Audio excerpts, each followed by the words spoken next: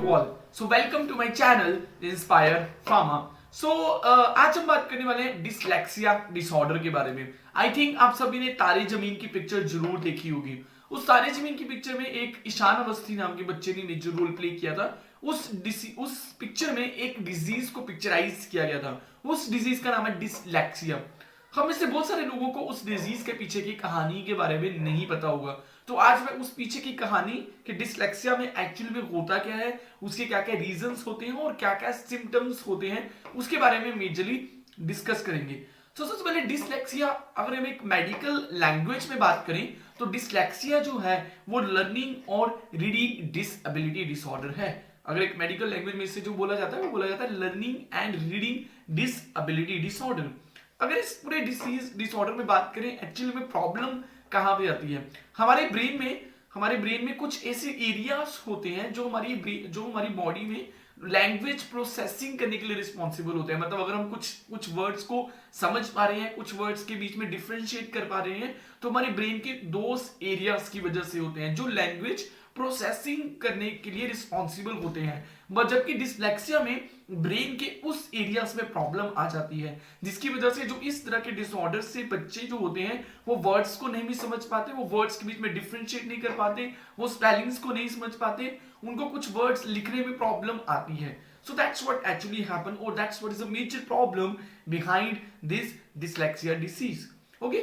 अगर बात करें फ्रीक्वेंसी की तो एटलीस्ट 15 to 40% जो चिल्ड्रन होते हैं वो इस तरह की डिजीज से इफेक्ट होते हैं. बल्कि ऐसा नहीं है कि ये डिजीज सिर्फ चिल्ड्रंस को इफेक्ट करती है, कुछ एडल्ट्स भी जो है वो भी इस तरह की डिजीज से सफर कर सकते हैं.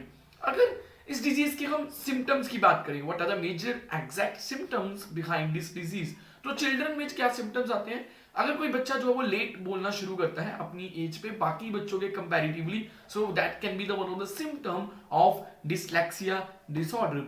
दूसरी और क्या क्या प्रॉब्लम हो सकती है, वो बच्चे जो होंगे कुछ वर्ड्स के बीच में डिफरेंशिएट नहीं कर पाते, वो बी को डी लिख देते हैं और डी को बी लिख देते हैं. वो वर्ड्स की साउंड्स को रिकॉग्नाइज नहीं कर पाते. जैसे हम ए ई ओ एक साउंड रहती है, अगर कोई टीचर उस साउंड को बोल रहा है ए ई, तो वो साउंड को समझ नहीं पाते और उनको उस साउंड को अंडरस्टैंड करने में मेजर प्रॉब्लम आती है. उसके बाद वर्ड्स की स्पेलिंग्स में मिस्टेक करते हैं क्योंकि वर्ड्स को समझ नहीं पा रहे, इसलिए वो लिख भी नहीं पाते हैं. सो ये लर्निंग और राइटिंग डिसएबिलिटी डिसऑर्डर है, जैसा कि मैंने पहले ही बताया है. सो अल्टीमेटली इस तरह के बच्चे उनकी राइटिंग वीक रहती है, वो स्पेलिंग मिस्टेक करते हैं, वो लैंग्वेज को अंडरस्टैंड नहीं कर पाते, वो लैंग्वेज को प्रोसेस नहीं कर पाते हैं.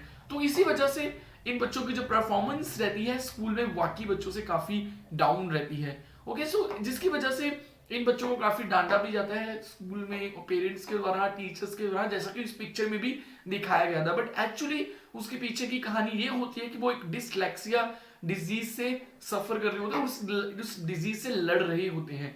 क्लियर? सो जो इस तरह के बच्चे के जो इंटेलिजेंस लेवल होता है उसमें कोई भी इशू नहीं रहता है. उनका इंटेलिजेंस लेवल जो रहता है वो बाकी बच्चों की तरह ही होता है. बस सिर्फ प्रॉब्लम कहाँ पे रहती है कि उनको वो साउंड्स, लैंग्वेजेस की जो साउंड्स रहती हैं, वर्ड्स के जो साउंड्स होते हैं उसको अंडरस्टैंड नहीं कर पाते. जब अंडरस्टैंड नहीं कर पाते तो उसको लिख भी नहीं पाते हैं.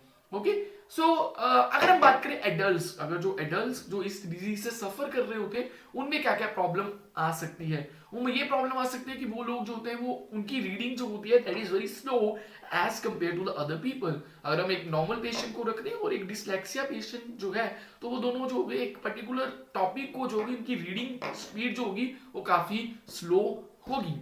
अदर देन दिस थिंग, जो डिसलेक्सिया सफर कर रहे होते हैं यंग लोग होते हैं, वो फेस एक्सप्रेशंस नहीं पढ़ पाते हैं. अगर हम उनको मल्टीपल डायरेक्शंस देते हैं, मल्टीपल इंस्ट्रक्शंस देते हैं, तो वो उस मल्टीपल इंस्ट्रक्शंस को भी नहीं समझ पाते हैं. So that's what is the main problem. और वो कुछ भी जोक अगर हम क्रैक करेंगे तो उसको भी समझने में उनको प्रॉब्लम रहती है, तो वो कंफ्यूज सा रहते हैं, जैसे कि इस पिक्चर में भी हुआ था, है ना. So this is actually the major symptoms behind the dyslexia.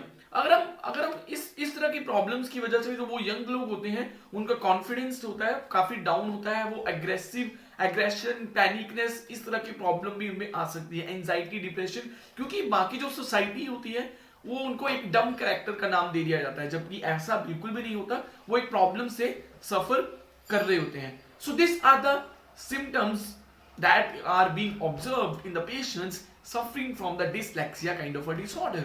Okay, इसके बाद अगर हम बात करें कि what can be the reasons which are responsible for dyslexia kind of a disorder. तो है तो मेजर ब्रेन की प्रॉब्लम, जैसे कि मैंने बताया था कि जो लैंग्वेज प्रोसेसिंग एरियाज होते हैं वहां पे इस प्रॉब्लम को रिकॉग्नाइज किया जाता है। सो other than these things, various other things are also responsible for the dyslexia kind of a disorder. Genetic changes and hereditary changes are also responsible for this kind of a disease. And brain की anatomy में कुछ changes आ जाना वो भी disease के लिए major reasons responsible होते हैं। अदर देन दिस थिंग्स कोई भी अभी तक साइंटिस्ट जो है वो एक मेजर कॉज जो है इस पीछे की बीमारी, इस पीछे की डिजीज का नहीं फाइंड आउट कर पाए हैं। बट इतना जो पता है कि जो उनके जो ब्रेन में चेंजेस जरूर ऑब्जर्व होते हैं जो डिसलेक्सिया डिसऑर्डर से सफर कर रहे होते हैं। ठीक है, so in this my video I have explain you about the what is dyslexia, what are being the symptoms and what are being the causes of the patient suffering from the dyslexia kind of a disorder. In my next video I will discuss about the treatment strategies, okay, types of dyslexia, and I will also make a video on the treatment strategies in the patient suffering from the borderline personality disorder that I have already discussed in the last video. Okay, thank you so much. Keep share and subscribe my official video channel to get such knowledgeable video on number of psychological disorders and various other disorders. Thank you so much. Keep supporting Inspire Pharma. Like, share and subscribe my official YouTube channel. Thank you.